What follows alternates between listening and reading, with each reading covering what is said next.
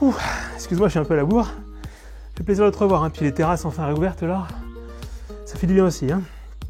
Ça va, toi, la forme? Bonjour. Merci beaucoup. Je vais vous prendre un thé, ouais. Merci bien. Alors, c'est quoi cet endroit que tu nous as ramené? T'as déjà pris quelque chose, toi, du coup, c'est quoi? Ouais, t'es sûr de toi, là?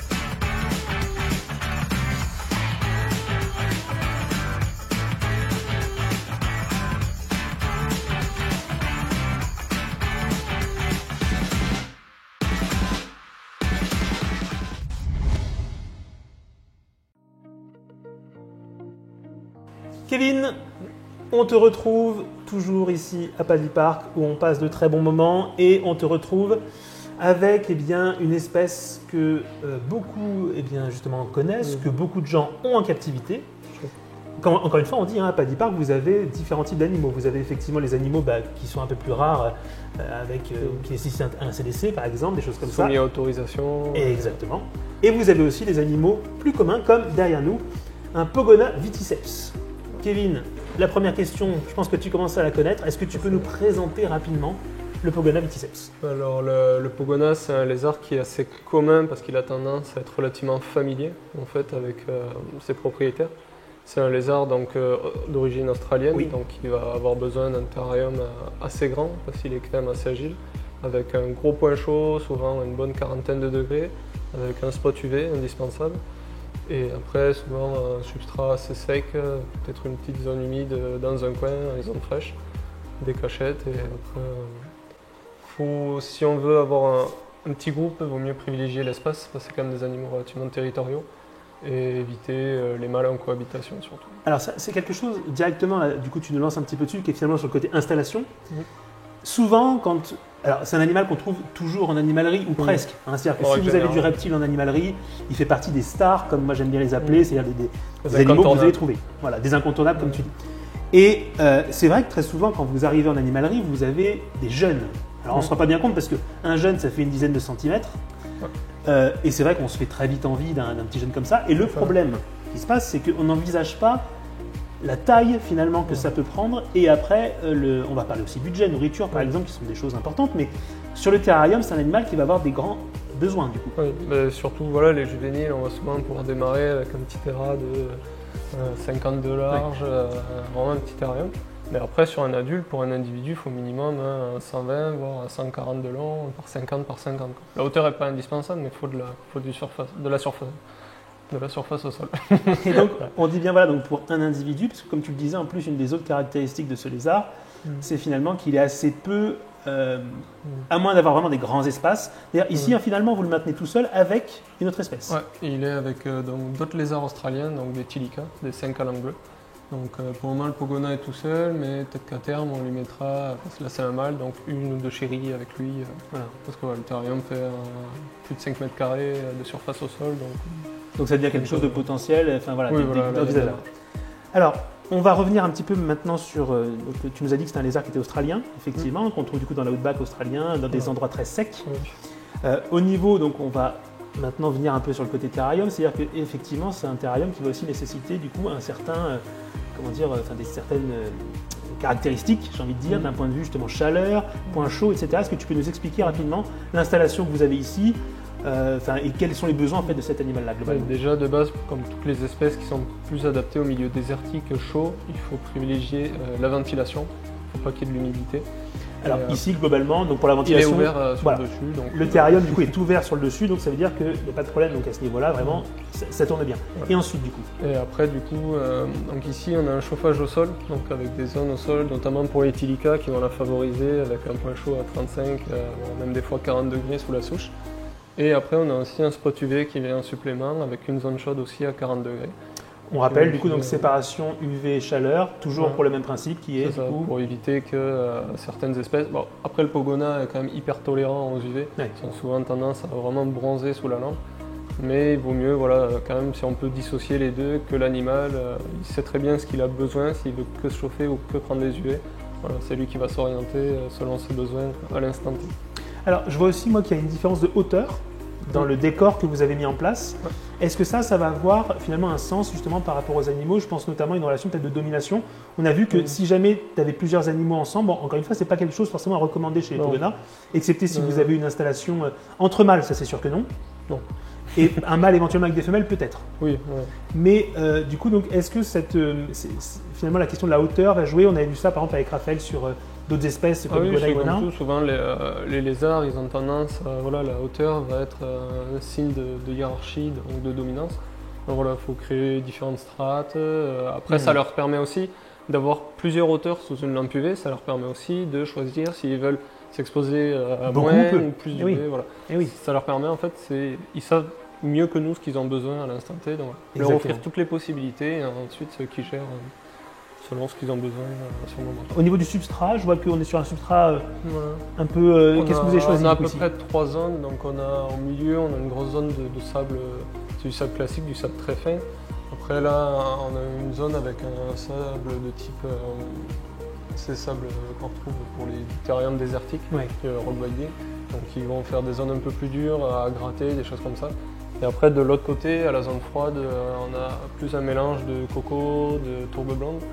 C'est une zone qu'on va de temps en temps venir humidifier pour les animaux, notamment les Tilica, qui vont aller s'y réfugier au moment de la mue. Et alors justement, j'allais te poser une question par rapport à ça. C'est est-ce qu'il y a un bac d'eau que vous laissez à disposition pour ces animaux? Oui, toujours un bac d'eau, de l'eau propre, fraîche, tout le temps. Parce que c'est vrai qu'on pourrait se dire un animal désertique. Oui, mais bon, peu importe l'espèce, il faut toujours de l'eau fraîche et propre à changer du coup, pareil, quotidiennement. Voilà. Très bien. Au niveau du coup donc, du substrat, alors le sable, c'est toujours un substrat pareil qui fait beaucoup parler quand on est dans un terrario. Et exactement, les fameuses occlusions intestinales. Qu'est-ce que tu as à nous en dire par rapport à ça? Après, ça va surtout dépendre de comment vous gérez votre animal. Alors déjà pour les jeunes, souvent tout ce qui est décor et tout, c'est à proscrire. Parce qu'on va préférer un terrarium simple comme un terrarium de quarantaine avec juste 2-3 branches, un minimum de cachettes pour les grillons surtout. Souvent les jeunes, on va les nourrir aux grillons, mais s'il y a trop de cachettes et trop de refuges pour ces grillons, si on ne fait pas gaffe, on peut se retrouver avec une surpopulation de grillons dans le bac, et quand les grillons ils vont avoir faim, il se peut qu'ils se retournent sur les animaux. Voilà, alors ça effectivement on va en reparler, parce que c'est vrai qu'animal insectivore. Je laisse juste terminer sur les occlusions, je te relance juste après. Et donc du coup après voilà, ça c'est pour les jeunes, et après sur les gros, en termes d'alimentation, ils sont quand même 50%, voire même 3 quarts végétaux. C'est l'animal qui évolue après. Beaucoup de végétaux et quelques insectes, donc eux ils ont toujours une gamelle de végétaux, de verdure à disposition. Et de temps en temps, quand on fait le nourrissage d'insectes, on va le plus souvent essayer de nourrir à la pince.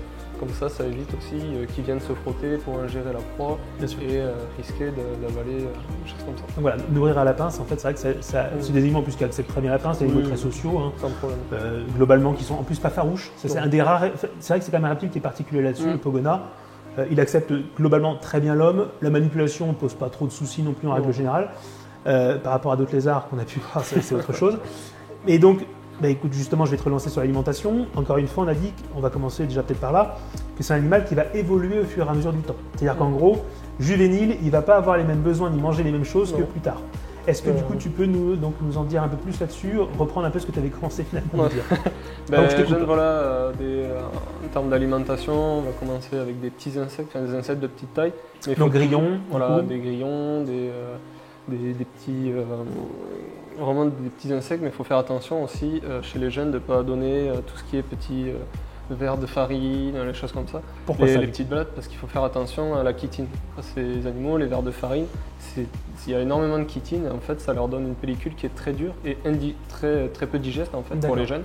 Et ça peut créer tout simplement une occlusion à cause de ça. D'accord, du coup on pense souvent au substrat, mais au final, selon toi… L'alimentation peut y faire aussi. Ouais. Et limite, tu as plus de risques, tu penses? Oui, avec l'alimentation. Ouais. D'accord, qu'avec le substrat. Ok. Chez les jeunes, il faut faire gaffe à ça. Et après, même le mieux, avant de nourrir un petit pog, un juvénile, c'est toujours de leur proposer d'abord de la mâche, des endives taillées très finement en premier pour qu'ils se remplissent un peu le ventre de verdure, qu'ils s'hydratent, et ensuite de proposer les insectes dans un second temps.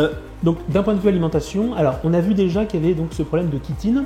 Ouais. Globalement, est-ce que c'est quelque chose qui va évoluer avec le temps ou est-ce que c'est quelque chose qui va rester un problème? Non, après chez les individus adultes, les plus gros, on va pouvoir se permettre de donner des proies un peu plus riches en chitine parce qu'ils vont bien mieux la digérer et ils vont la mâcher. D'accord, et puis la flore intestinale du coup a eu le temps de se développer un petit peu. Et alors, on va donc rappeler que c'est un animal qui va évoluer au cours de sa vie, c'est-à-dire que quand on va avoir un jeune individu, on va être d'abord bien plus sur des insectes, 80% d'insectes et 20% de végétaux. 80-20, du coup un petit peu niveau ratio selon toi, d'accord.